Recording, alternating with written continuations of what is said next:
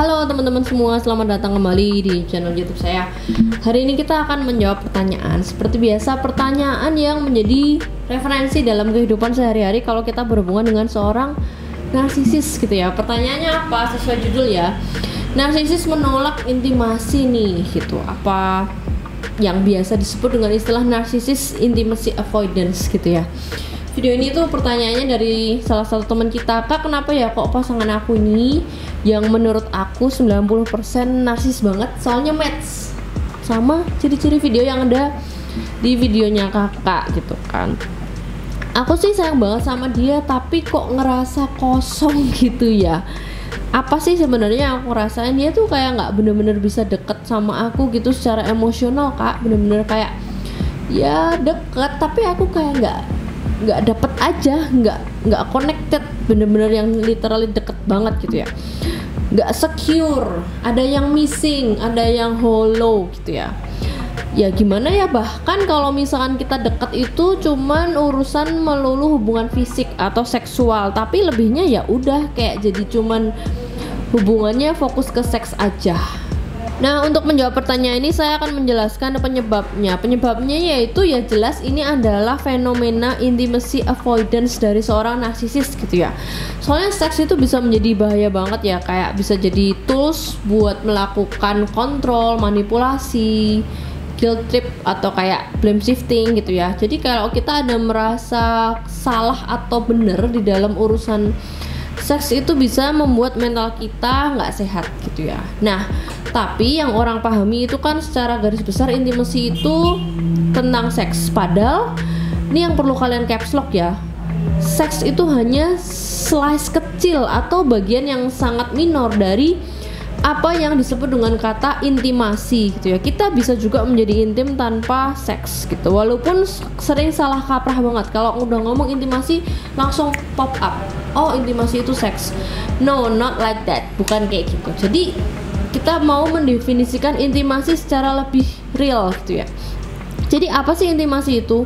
Intimasi adalah kedekatan antara manusia dalam sebuah hubungan yang bersifat personal, one on one gitu ya. Jadi kalau misalkan kalian intimasi deket sama seseorang, itu nggak serta-merta kalian juga deket sama nyokapnya, deket sama bokapnya, deket sama saudaranya, karena sifatnya yaitu one on one gitu ya. Kalian pasti ngerti kan maksud saya, kedekatan hubungan antar manusia yang sifatnya one on one, private dan deep dengan kualitas yang tinggi gitu ya. Nah, ini tuh terbangun dengan berjalannya waktu ketika kita connect dengan seseorang, merasa nyaman ketika berinteraksi, emosional dan personal gitu ya. Nah, kalau kedekatan ini tuh nggak memenuhi kriteria emosional dan personal yang tadi, ya artinya kalian nggak deket, ya artinya kalian nggak intim gitu aja. Memang jenis-jenis intimasi itu supaya kita nggak melenceng terlalu banyak, jenis-jenis intimasi itu ada banyak. Ya, jenis intimasi itu ada: satu, physical intimacy, kedua, emotional intimacy, ketiga, intellectual intimacy, keempat, experimental intimacy, dan yang kelima, spiritual intimacy. Ini akan dijelaskan di dalam video yang terpisah karena di sini kita fokusnya ke emotional intimacy gitu ya. Yang paling tinggi, level yang tertinggi yaitu emotional intimacy lah. Terus apa nih Kak emotional intimacy ini? Nah, emotional intimacy adalah koneksi kita terhadap orang lain ketika kita bisa sharing ketakutan kita, mimpi kita, kekecewaan kita, perasaan emosional yang rumit sekalipun, atau kita itu bisa dilihat secara utuh, secara pure, secara personal ya. Dan tentunya saling ada memahami personality antar kedua belah pihak. Oke, sekarang kita balik lagi ke kenapa kok aku ngerasa kosong atau hampa dengan adanya intimacy avoidance dari narsisis.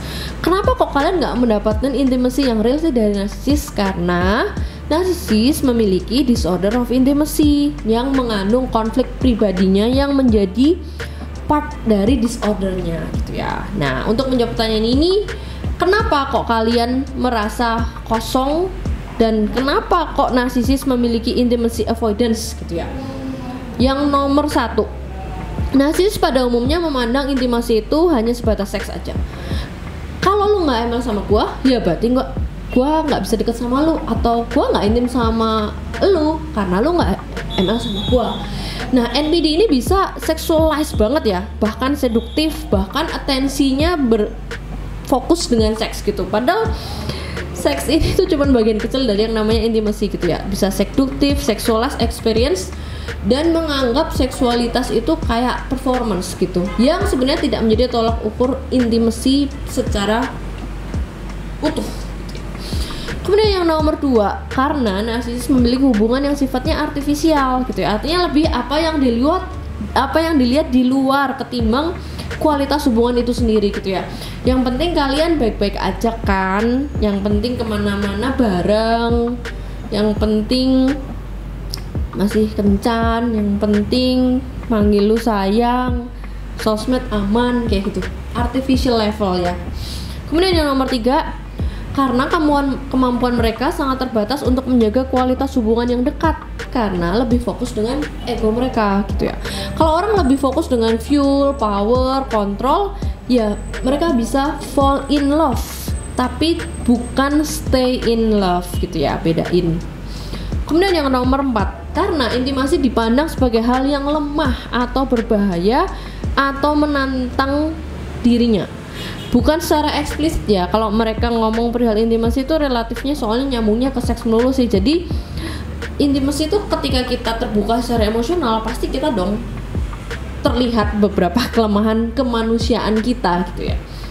Kemudian yang nomor 5, untuk menjadi dekat secara emosional intimasi, kita harus punya kapasitas empati, dimana ini trademark seorang narsisis itu empatinya rendah untuk menunjukkan kelemahan, untuk jadi orang, jadi manusia. Ya toh semua orang kan punya kelemahan, ya udah gimana sih, maksudnya semua orang pasti punya kelemahan dan kelebihan gitu. Nah ini dipandang sebagai hal yang nggak ada value-nya. Ngapain ya gue harus nunjukin kelemahan gue ke orang lain gitu ya, kayak malah jadi tantangan, karena mereka lebih pilih apa, pakai topeng aja deh daripada dipandang lemah gitu ya. Kerapuan diri mereka ini yang udah ada sejak lama, mungkin bertahun-tahun, membuat apa, intimasi itu jadi malah kayak tantangan. Tantangan apa? Ntar gue ditinggalin, tantangan ngerasa sakit, tantangan dipandang gak bener, tantangan gak hebat, tantangan gak sempurna, gak ideal, dan sebagainya. Karena untuk kita intimasi sama orang, requirement-nya itu menunjukkan kemanusiaan kita atau sedikit banyak kelemahan kita gitu ya. Kalau orangnya terlalu gengsi untuk mengaku kelemahan atau gak nunjukin bahwa dia itu gak sempurna gitu ya di dalam sebuah hubungan, ya udah pasti kalian nggak bisa dekat sama orang itu, apalagi intim ya, tadi intim emosional.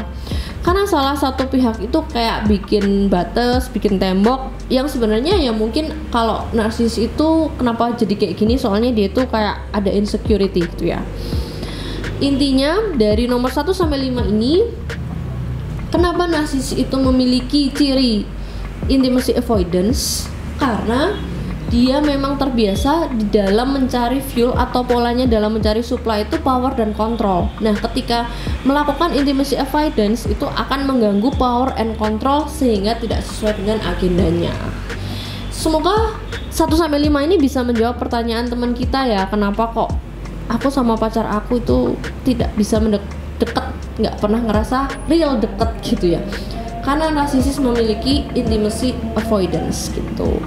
Nah teman-teman, mungkin nanti akan ada video lanjutan tentang topik ini, tentang mungkin kenapa kok orang melakukan intimacy avoidance gitu. Karena kalau kita udah bahas satu topik ini akan muncul pertanyaan kenapa atau sebabnya apa gitu ya. Aku appreciate banget semua teman-teman yang udah sampai di video ini, yang like, comment, subscribe gitu ya. Semoga video ini bermanfaat, dan juga jangan lupa mampir ke sini. Sampai jumpa di video selanjutnya.